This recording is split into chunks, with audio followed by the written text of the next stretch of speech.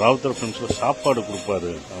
அவர் எல்லாருக்கும் எப்போதும் சாப்பாடு கிடைக்கும், எப்போதும் சாப்பாடு இது பண்ணுவாரு அப்படின்ற ஒரு விஷயம்.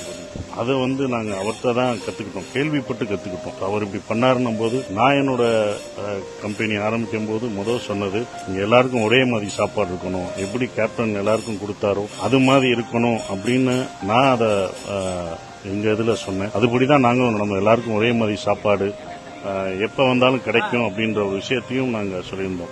ஸோ இதெல்லாம் அவர்கிட்ட இருந்து நாங்க கத்துக்கிட்ட ஒரு விஷயம். நான் வெளியில போனாலும் இப்பயும் சொல்றாங்க, நீங்க உங்க கம்பெனில இப்படி சாப்பாடு கொடுப்பீங்கன்னு சொன்னாலும் அதுக்கெல்லாம் ஒரு சந்தோஷப்படுத்தி நம்மளை இப்படி ஊக்கப்படுத்தினது கேப்டன் தான் அப்படின்றது. கேப்டனோட இழப்பு மறக்க முடியும், யாருனாலையும் ஏத்துக்கவே முடியல. எல்லாருக்கும், எங்களுக்கு மட்டும் இல்ல, மக்கள், தமிழ்நாட்டு மக்கள் எல்லாருமே அதை நீங்க பார்த்திருப்பீங்க. அவ்வளவு தூரம் இது பண்ணியிருப்பாங்க. எனக்கு அவர் ரொம்ப ரொம்ப இன்ஸ்பயர் ஆனது, ரொம்ப இது பண்ணது நான் சினிமாவுக்கு வந்த